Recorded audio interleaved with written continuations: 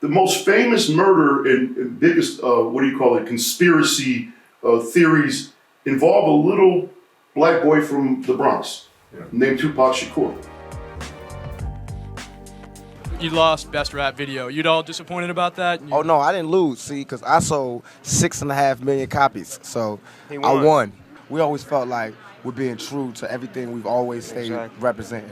And our audience is worldwide. We're not even on no, we coming out here and there's some East Coast, West Coast. We got beef with the people we got beef with, but we could go anywhere in the country because we are America's most wanted. Exactly. So you can't stop the flow. Can't stop what America wants. On that note, I know that Biggie and Puffy are here tonight. Did you see them? Do you have anything to say to them at all? Nah, but if we saw them, we are businessmen. We are not animals. It's not like we're gonna see them and rush them and jump on them. If they see us and they want drama, we're gonna definitely bring it like only Dev Row could bring it. But we here as businessmen to enjoy and support the Video Music Awards for MTV because they support us. So if they want to come and use this business opportunity to get on some gangster, we do that better than anybody. Can you envision a day when, y'all, if not get together and make an album, just peacefully coexist? There's no dream of making an album with Biggie and Puffy or none of them. We're not sweating it like that. This is our family. We peacefully coexist right now because we all cool. Everybody's here. They sell records. We sell records. Well, I guess you could call that selling records. What they do. We sell large amounts of records, and they sell a few records, and really, it's no competition. You've got backstage footage of Pac and Snoop, who've just done work together. And Pac is basically saying, I don't care that we didn't win. It's fine. My video's on MTV. It's in rotation. It's all cool. If it's not on rotation on MTV, I don't really care. It's all fine. We love the other artists. Everybody's fine. Everybody can celebrate. It's all good. I'm making money. Everything's great. And you're like, okay, you're fronting. Like, you're scared. And you can see that he's scared. And Snoop is just as scared, but he can't speak. Mm-hmm. He's sitting there silently, just like, looks like he's seen a ghost. That's right. And you have him in the interview he's saying, he was like, I wanted to work with Biggie. And I thought Biggie was fucking dope. Like, I wanted to work with Biggie. And they go to the airport the next day to fly home. And Suge Knight says, I've taken your security away.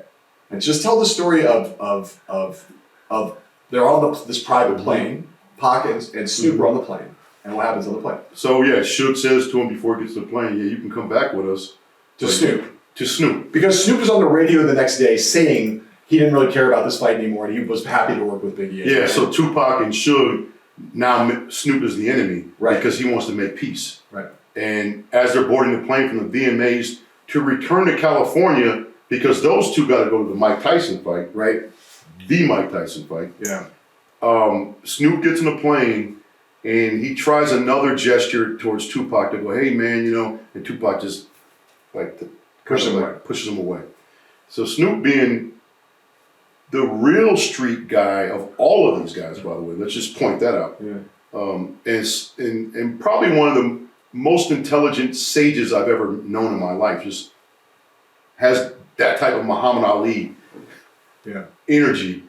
Wisely walks to the back, as he says it, to the plane, finds a fork and a knife and a blanket, and the back is by the bathroom. No one wants to be by the bathroom on a private plane. Yeah. And he lays down for 5 hours with a fork and a knife, covered by a blanket, waiting for it to jump off. With one eye open. With one eye. He says, with one eye open. I sat there for 5 hours like this with one eye open. Yeah. And he's like basically saying, hey, are you gonna, he's talking about the Tyson fight. And he's like, I just decided that was my sign that I should go. Yeah, because he was gonna go with it. And he saw that they, being Suge and Tupac, were upset with him because he wanted peace with Biggie and Puff. And he said the only reason why he wasn't in that caravan in Vegas is because of that. So here's my question about this, right? I mean, look, so street smart, Snoop, ends up alive. Pac ends up dead. It's like, what's your analysis? In that moment, two scared kids in the middle of a ridiculous feud that's actually deadly serious. One of them is like, he's got what he needs. Like, Snoop's got what he needs. He's like, that's what that's about on some level, right? Which is, I don't care to work with those guys. I don't need this beef. This is fucking ridiculous. And the other one is something else. They're both scared. They're acting in different ways. And one of them seems to me like it is his fear, and is kind of in touch with his fear in a way that leads to his self-preservation. The other one isn't. Absolutely. But what's the difference between those two guys? Because we said this before. They're both come from poverty. They're not that different as in terms of their background. They have biographical detail differences, but it's not like one of them's like rich and the other one's not. They both come from like disadvantaged, severely disadvantaged backgrounds.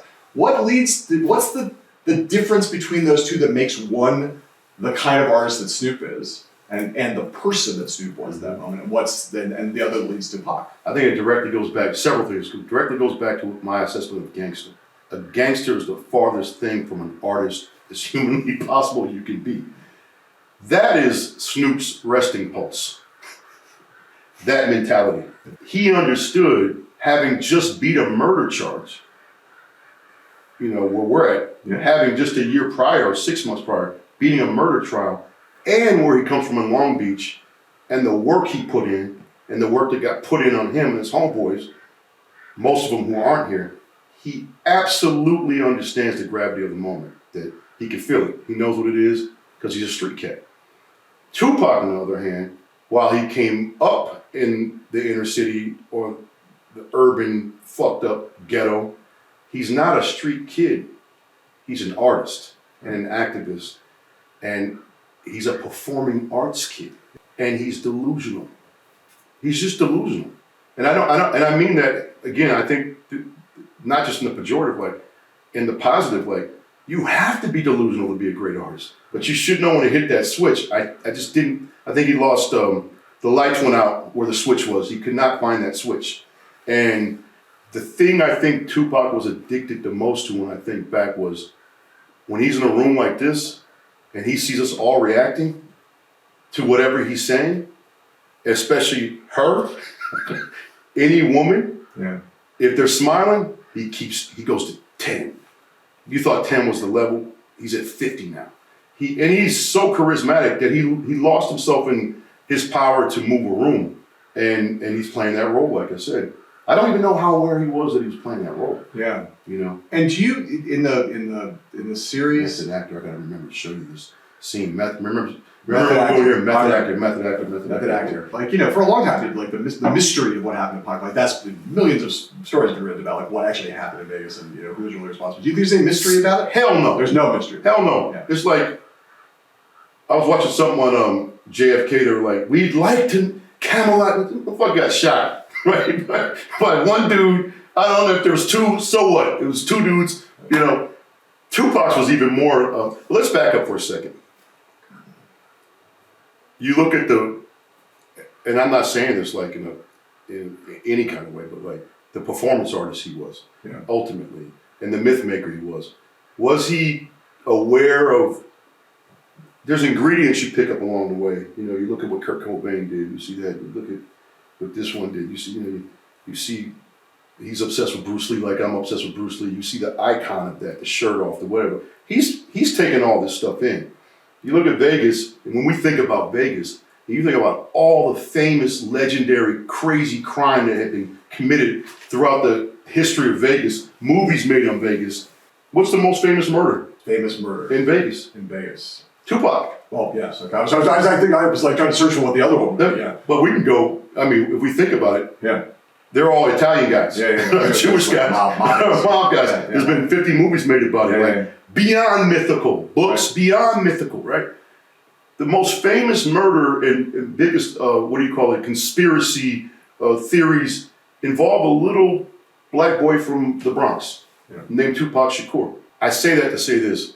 I don't think he knew he was going to be murdered that weekend. Yeah. But I know, this is just me, I'm not going to go with anyone. When you walked over or ran over to that killer, that known shooter, and did that, and then left, and then thought you can go to a club afterwards.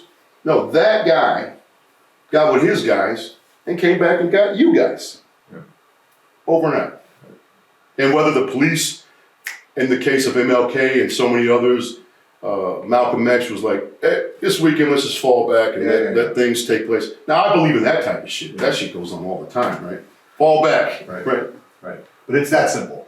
It's that simple. By the way, I got to tell you, and I don't want to rat anyone here, but I talked to all the guys You know, I'm talking about the artists, the hip hop artists. Yeah. Some of the guys we mentioned, Yeah. some of the guys that were there, Yeah.